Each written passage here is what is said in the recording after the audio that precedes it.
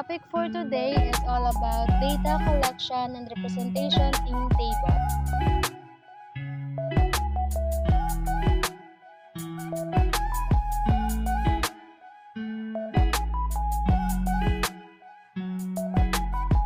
Paano nga ba gagawa ng data collection and representation in table? So, meron ako ditong example ng data.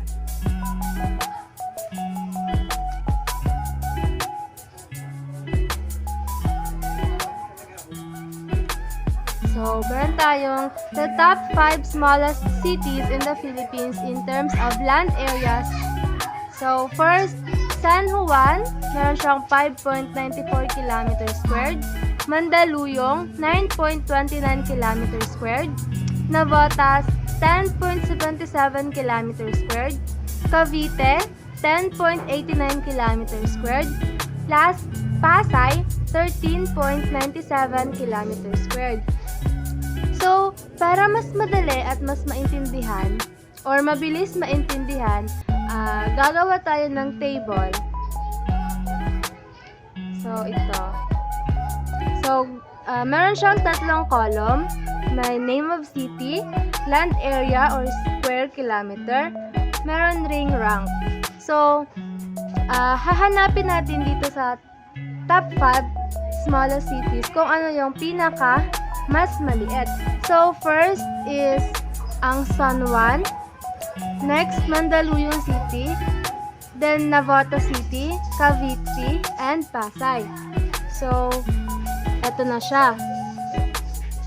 Ang land area naman niya is ito, from smallest to biggest. Meron din siyang rank. Kung sino yung pinaka-small, siya yung rank 1 hanggang sa rank 5. Sa ipinakita ko kanina sa inyo, naunawaan nyo na ba ang data collection and representation in table? If nalilito kayo, meron tayo ditong kahulugan. So, data is information, especially facts or numbers, collected to be examined and considered. So, yung pinakita ko kanina, ito yung example ng data. So, nag-gathered ng data, inalam kung ano yung numbers or land areas at kung ano yung smallest.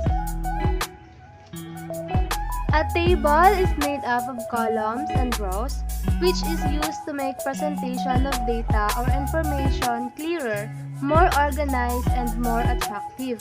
The title of the table is written at the top center. Each column has a title which is called column header. So, sa ipinakita ko kanina, ito yung example ng table. So, meron siyang columns and meron siyang rows. So, di ba mas clear siya, mas organized, is mas madali siyang maintindihan. Tapos, yung title niya, dito siya isusulat sa taas, pero nakalimutan ko. So, ang title niya is the top 5 smallest cities in the Philippines. So, dito siya ilalagay sa taas. So, di ba mas maintindihan siya if naka-table. So, meron akong ginawa ditong activity. Construct a table for the following data.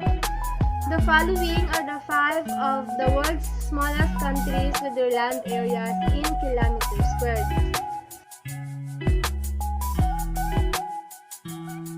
Maaari nyo bang sagutan ang activity na ito?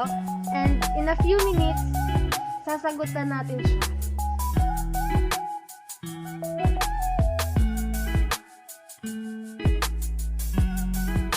So, sasagutan na natin yung pinagawa kong activity kanina. Meron akong ginawa ditong table. So, ang title ng ating gagawin ngayon na data is 5 of the world's smallest country. So, first, maglalagay tayo ng rank, kung sino yung pinaka-maliit na country. Next, maglalagay tayo ng country.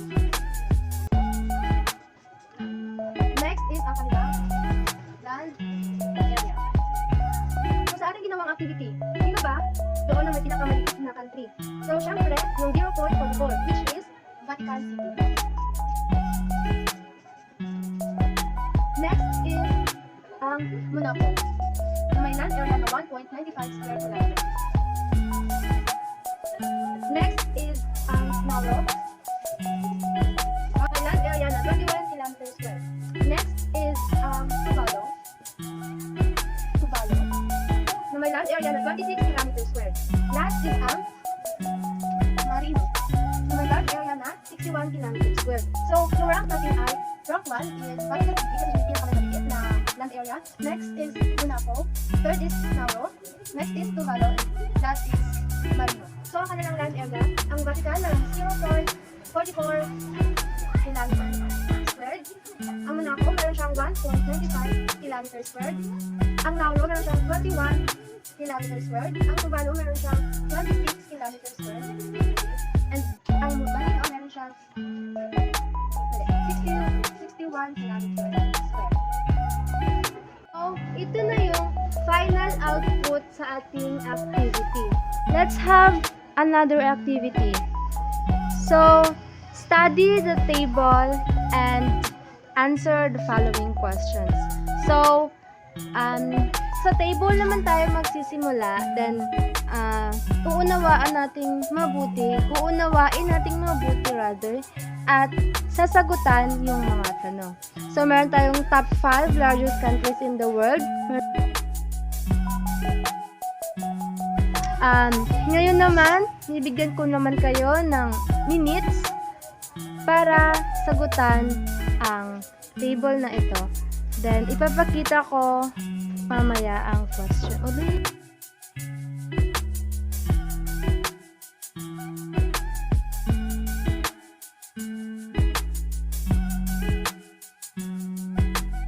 So, ito yung mga questions na sasagutan nyo.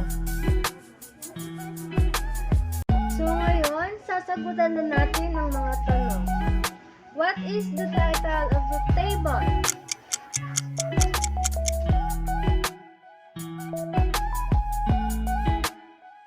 So, ang sagot, top 5 largest countries in the world. Number 2, what are the column headers in the table?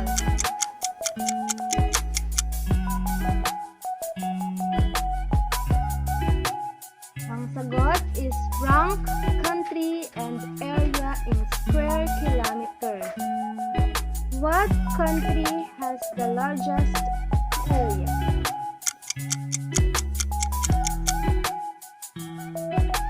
The answer is Russia. 4. What country has the smallest area?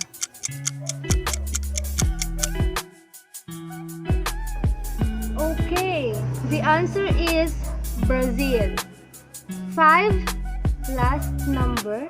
What are the countries whose land areas are bigger than 9,000 square kilometers squared?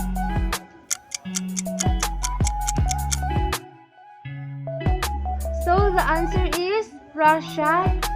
Kasi ang Russia ang may pinakamalaking land area, which is 17,000 or 17,098,242 land area.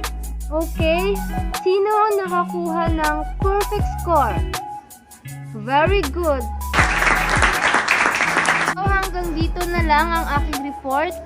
Sana ay meron kayong natutunan. At kung meron kayong tanong, you can ask me. Kung meron man akong hindi na-explain or nasabi, pwede kayong magdagdag.